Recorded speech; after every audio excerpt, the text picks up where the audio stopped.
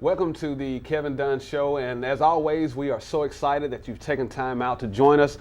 We have a special guest today. We're going to be talking about a very special topic. We're going to be talking about the problems that our youth are involved with, and we have a young man here today who serves as a youth pastor, a youth minister, a big brother, and a father figure for a lot of the youth in our communities, none other than Michael Winston.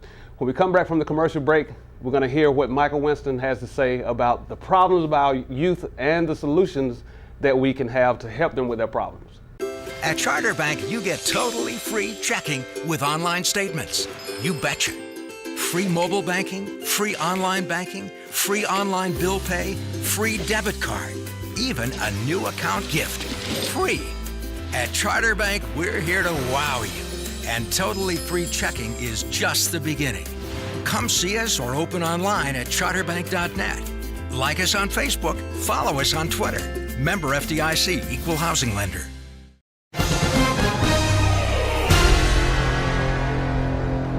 We interrupt our regular scheduled programming for breaking news. We are outside of a local restaurant here where people are trying to get their way in. Miss, can you guys come here and tell us what's actually going on today? Sure. I'm hungry. I'm trying to get in Mama Sherry's. I've been thinking about what I want all night and all day, so this is the best food in town. And so I and everyone else is trying to get in. And what about you? Trying to get in Mama Sherry's to get something to eat. Well, there you have it. They're trying to get into Mama Sherry's to get something to eat. At Mama Sherry's, they want you to feel the love and warmth as they offer all of the favorite foods your mom and grandmother served you growing up. In this day and time, good food consisting of fresh meat and vegetables are hard to come by for a reasonable price. Mama Sherry's all-you-can-eat buffet has over 70 items that gives you and your family a variety where everyone will leave satisfied. They have the friendliest service on staff, just like the good old days you spent at Grandma's house. Come to Mama Sherry's, where the love and taste of great food go hand in hand.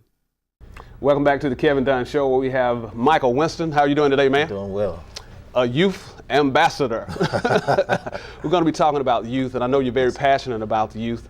One question, and I know you're not an expert. Okay. Not saying that you know everything, but I know you know a lot because I've seen you interact with a lot of youth, and a lot of youth depend on you.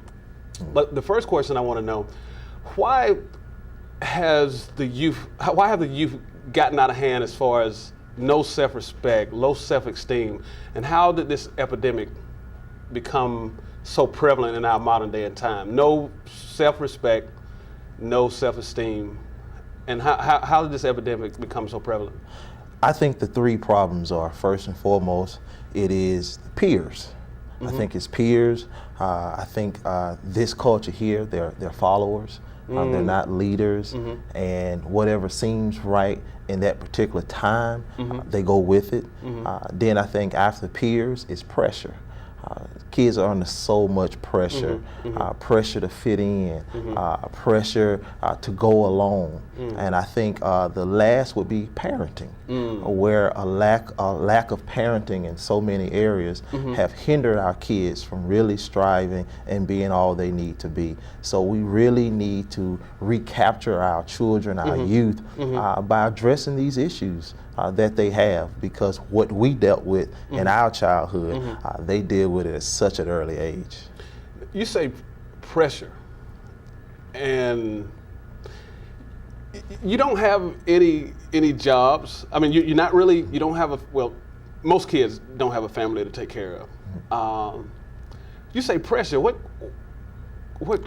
explain the pressure point that you're talking about? Well, understand, pressure will either make you or it'll break you. Okay, all right. And a lot of times, the pressure that they're under, you couldn't even imagine in your wildest dreams. Wow. Sometimes the pressure of just simply coming home to the environment that I have to come to, the pressure to try to make some type of normalcy out of chaos, so that when you take a dog and you place him in the wild, after a period of time, he almost becomes wolf-like. He has to in order to survive. And so this young culture, some of them are under so much pressure that they literally do not know what to do. Wow. Wow. Now, can you say that poor parenting is the number one reason or the main reason that this epidemic is in our society today? Well, you take a child, and it may be a single parent home, may be that mom is doing the best she can, but she's out working and she's working long shifts and long hours, and so now the kid is left to simply self-raise himself. And when you look at even raising up a child, if there's no one there to produce a higher standard, to raise him up and elevate him from where he is to for his discipline and structure, then you have a child that has no rules. And there's a reason why, even in society, we have laws. And so if you get a child who has no laws, he becomes an outlaw. Wow. Now, how big of an influence do you think that music and television has had? And we're going to go back to that parenting thing in just a second, but I wanted to know how big of an influence is that? Well, I think the thing is, if as a kid, as a child, and you don't know who you are and you're struggling with your own identity, what you do is you look for other images and you look for other things to identify yourself with. And so now I look at TV and I see these images. The TV is giving off images. And if I don't know my self-worth in my own image, then I look for images. And now I'm able to use the image that I see, though it's a perverted or a twisted image. And now I begin to try to make my image like that image because the lack of images at home. Wow. Wow. Okay, and that goes back to the parenting thing.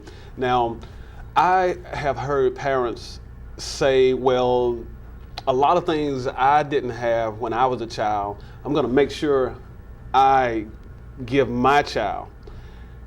And a lot of that equates to finances, to material things. Why parents, you didn't have self-respect coming up, or you were not taught properly. Why can't you pass on to your children things of morals, principles, and values like that? Those were some things that you didn't have growing up. So why is it just focused on the materialistic of things that a parent may not have had when they were coming up? But they're like, I'm gonna give my kids the best shoes, I'm gonna give them the best clothes, I'm gonna give them name brand, I'm gonna give them designer, everything, because I didn't have that. What's your opinion on that? Well, I think it's twofold. Number one, I think it has to deal with the individual who didn't have it themselves. And so a person can't give you what they don't have themselves. And so they try to compensate by giving the material things, by giving things instead of giving themselves. The best thing you can give to a child is yourself. The best thing that you can give is time. You can give them toys, they're going to tear them up, they're going to soon get bored with them, but giving them the time and giving them yourself, I think that's the first thing. But then to go back to your question, I think the other thing is that simply sometimes parents are trying to relive their own childhood. And so I didn't have all the toys and the latest gadgets that I wanted growing up. And so now I try to overload my child with all these things. And if you're not careful, you'll feel them. They have a toy box feel, but is their heart feel? Wow. Is their mind feel? Is their spirit feel? That's the importance. Because toys, they come and go. They come and go. But the things that you can give them at an early age could be life transforming so early that some of the same pitfalls and stumbling blocks that we went through they can avoid. Wow, that's profound. $1 million question. Okay. Why do you think that wearing the pants below the waist and showing the underwear, why do you think that this type of dress has become so popular in our society? $1 million question, and hopefully I can at least give you $100 answer. First, I would have to look at it as it's going back to how can we look at ourselves and say an individual with his pants down has more influence, has more impact than we with our pants pulled up. Oh my goodness. Because why is it that the child doesn't look at us with our pants pulled up and say, I want to be just like them? I know when I was coming up and there were some guys of influence, I want to be like him when I grow up. Is it that we're not approachable, that we're not accessible, that we're not showing ourselves available, so they go to what is available? Wow, wow. They go to what is available. And true enough, now we're talking about some of the problems, and later on we're actually going to be talking about some solutions as well. Now, can you say the same approach with the tattoos and the different hair colors? Can you tie that into the wear of the pants below the waist, or are there some differences on why that's so popular as well? Well, I think, fads, they come and go, and what's popular today may not be popular tomorrow, but it just goes with an ever-changing culture that's always trying to stand out on the outer appearance. So I would rather much stand out on my outer than my inner. But can we change the mindset that they're trying to be different based on what's on the inside? So I can change my outside, but if you just continue to live, it's going to change anyway. Wow. But if I can change my inside, not only can I change, not only will I change, but now I can change others around me. And that would have a greater impact by let's starting to change within, so now we can make a difference without. Wow, okay. Powerful, powerful. Now, what do you think that parents unknowingly do to hurt the situation? Knowing that the kid has a lot of peer pressure. Can the parent be too overbearing to hurt the situation, as far as just always getting on the child, always bad-mouthing the child, never encouraging the child? Do you think parents hurt the situation like that? Well, first I want to say that parents should be friendly, but you shouldn't just necessarily be friends. And that sometimes the issue is they're too close. Oh, okay. And now by them being too close, even if there's some type of issue that arises, the parent who's a friend first is going to say, not my child or not my friend. Because good friends, they stick with one another.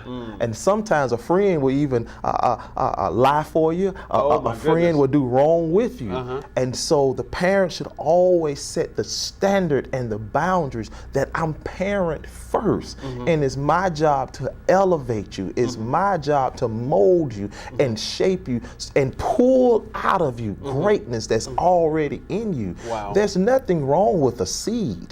The issue sometimes is where it's planted. Where it's planted. The issue is never the seed. The issue could be, how is it being watered? How is it being nurtured? Is it getting the proper sun?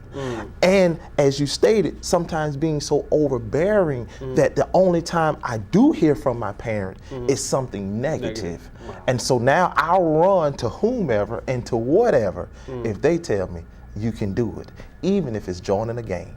Wow, it's powerful information.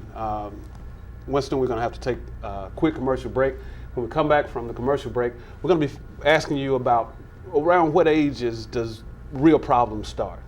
More Michael Winston when we come back from the commercial break. What are you doing for lunch today? Man, I don't know. I was thinking about some wings. Well, I know where we are going. DJ's. DJ's has bone-in wings, hot or mild, lemon pepper, barbecue, and you gotta try the sweet and spicy. And DJ's also has boneless wings. They've got delicious fish and steak sandwiches. And their salads are big enough to even fill me up. and top it off with a fruit and ice frozen drink. Man, I'm hungry. We're headed to DJ's. Life in the country is a conscious choice. And with that choice comes hard work, attention to detail, and investing in the right tools to keep your home or farm at its best. So why choose anything but the very best zero turns on the market today? Exmark. Known for their durability, precision cut, and time-saving performance, Exmarks are the preferred brand of mowing equipment for the landscape professional and people like you who take pride in their lawn. For special pricing incentives, visit exmark.com or your local dealer. Welcome back to the Kevin Dunn Show. We have Michael Winston, who's sharing some very valuable information as it relates to some of the problems that our youth deal with in today's society. In your mentoring and ministering, at what age are you finding out that serious problems are actually starting for the youth? At what age? Wow. Maybe you would be shocked to know that there are some adult and real issues in elementary school. Elementary. And already have dealt with some things that would shake you. That is starting so early. By the time they have reached their adulthood, some of them already so scarred and so wounded based on things that have happened at such an early age. And so there is never too early of a time to sit your child down and to minister to your child and to pour into your child, because if they don't get it from you, they may get it from somebody else. Now they can be educated by you, but they may be being miseducated by somebody else. So you want to make sure that you give them all the tools and all the resources, and then be there to show them, to give them an example of what to do, not just an example of what not to do. Man, let's go back. You mentioned something right before the break about gangs. What can gangs give kids that parents are not given? I think the biggest draw with gangs is that sense of family. That sense of belonging, of acceptance. No matter who you are, no matter how poor you are, I will accept you. Wow. And some of our youth have been so misled and misguided by that, but all they really want is somebody to say, I accept you. Because so many others have pushed them away. But guess what? The arms of the gang are always open. Wow. Open arms. Yes. So that's the big key, just wanted to be accepted. Yes. You touched on several problems throughout this interview. Can you think of anything else that our children are dealing with today that we didn't have to deal with 20 years ago? I think the pressures of technology and social media. We didn't necessarily have to deal with all of that. Amen. And to really educate your child once you hit send, once it goes to social media, whether it's a text or a picture or a photo, whatever, once it goes out, it's out. It's out. And it could have lasting effects on you. So before you post, before you tweet, before you hit send, think, rethink, and then think again. Wow, that's incredible. And you're dealing with youth. And what are some of the most mind-boggling things that you've had to deal with as far as their problems? I know you can't share any names or anything like that, but what are some things that have just been totally mind-boggling to you? I think early drug use, so many contemplating suicide.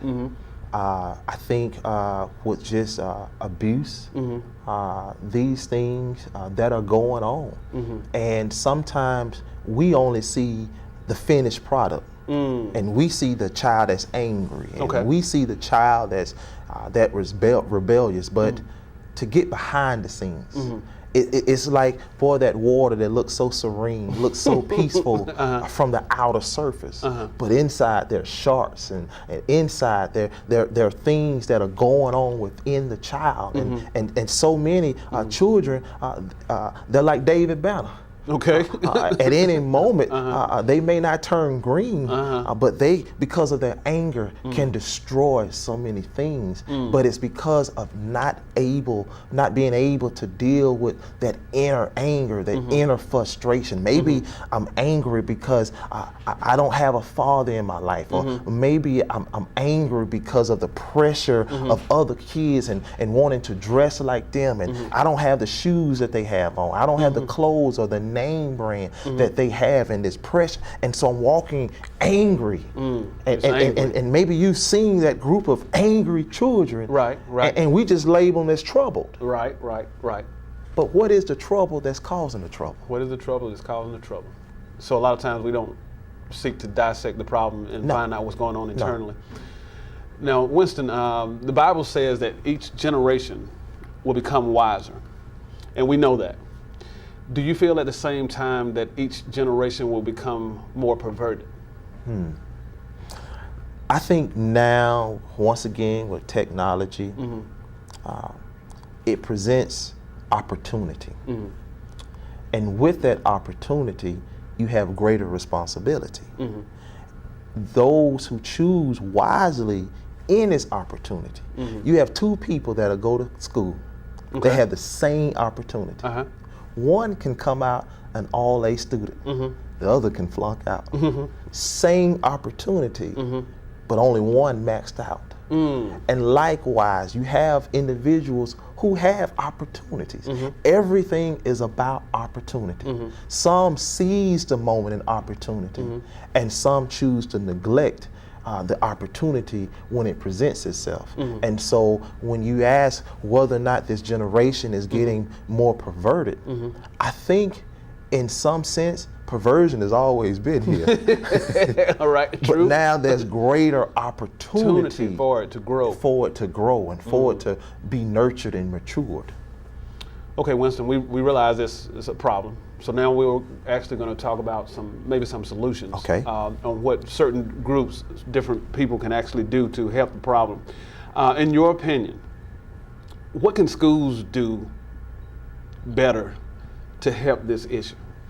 I think schools need to, I'm not saying they're not doing Exactly. it, but from what I see is there needs to be more opportunity on purpose to deal with issues that are going on. And so if I have a vast population of angry children, or if I know that there's a percentage of those who have dealt with divorce and who have dealt with death and or dealing with maybe drugs in the household, then I need to get proper personnel and I need to get proper literature to these people to get help. Because if you're not careful, this can grow like a cancer, and it can spread, and it could have been treated. But because we just refuse to really be hands-on with it, then it grows. And it's easier to change here than it is to change there. Exactly. And so let's smooth it out before the concrete is set. Smooth it out before the concrete is set. Because when the concrete hardens, you can't break it up. No. Okay, now what can and churches play a big part in this as well. What do you think the churches can do? Well, first, I think the church has to, not all churches, but I think some, we got to leave the 8-track ministry. And we have to progress into things that can work right now, and things that may have worked 20 years ago. You can't do that now. And so if you still have an 8-track ministry, you have to get to a CD's time. and so you have to revise, revamp, and some resurrect the ministry so that it's catered to them right now. There used to be a saying, just keep living. Right. Well, our young people are dying every day. Exactly. And if you're giving them a message that they can only receive if they keep living, tomorrow's not promised. Today is not promised. And so we need to give them something that can empower them at that moment. So when they go back to whatever is waiting on them, they have the empowerment, they have the tools, they have the power to do whatever it is they need to do to be raised up in that situation, even if the situation doesn't change. Because you can't always wait for a situation to change. It may not change. Daddy may not come home. He may not. You know, what are you going to do in the meantime? But that doesn't mean you have to be lost. And so definitely to do things that minister to them where they are. Where they are. And what can men do to be better role models or mentors for our young boys in our communities? What can men do? Be there. Be there. Be there. Be available. Be consistent. Not just a one-shot deal. I came, I can pat myself on the back. They need a continuation of seeing your presence. And I think more men being mentors. We need more mentors instead of tormentors. And so if we can just get more men to be mentors, that would have change overnight. It would change overnight.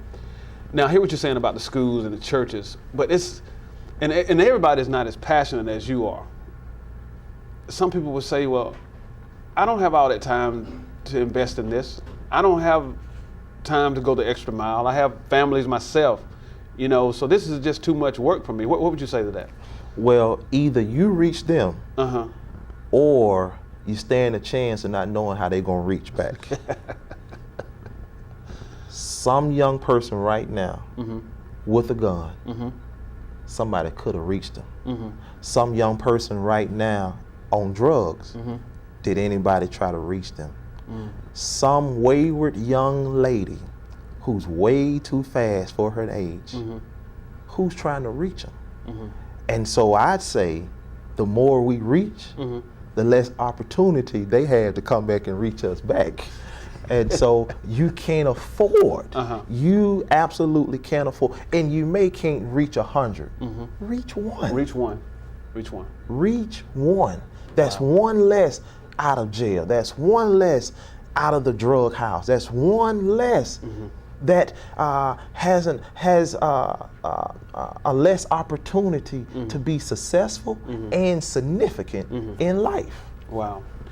Well, my brother, thank you so much for being a guest on the Kevin Dunn Show. You've shared a lot of valuable information. I know our viewers have been blessed.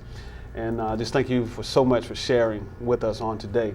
And remember, if there's a topic that you would like to see discussed on the Kevin Dunn Show, please email us at thekevindunnshow@wjcntv.com. Thanks for watching and have a wonderful day.